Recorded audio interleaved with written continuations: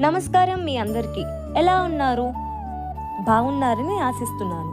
ఈరోజు మనము వెళ్ళే ప్రదేశం ఏంటో మీరే చెప్పండి. ఆయనని కొందరు భక్త ప్రహ్లాదుడే మళ్ళీ ఈ అవతారంలో ఉద్భవించారు అని అంటారు.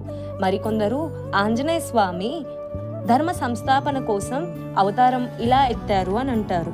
ఆ ప్రాంతం కర్నూల్లో తుంగభద్ర నది సమీపంలో ఉంటుంది. గుర్తుకొచ్చిందా? ఆ ప్రాంతం భక్తికి ఒక పీఠం. ఆ ప్రాంతం భక్తికి ప్రతీకం.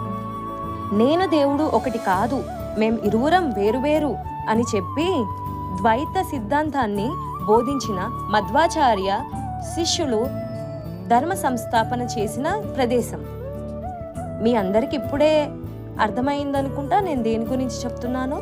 అవునండి, నేను చెప్పేది మన మంత్రాలయం గురించే. పూజ్యాయ రాఘవేంద్రాయ సత్యధర్మరతాయ చ భజతాం కల్పవృక్షాయ నమతాం కామధేనువే. ఈ ఒక్క శ్లోకంలో ఉన్న భావం మన జీవితంలో ఒక వెలుగు లాంటిది. రాఘవేంద్ర స్వామి సత్యాన్నే దీక్షగా తీసుకున్న మహాపురుషులు. ఆయన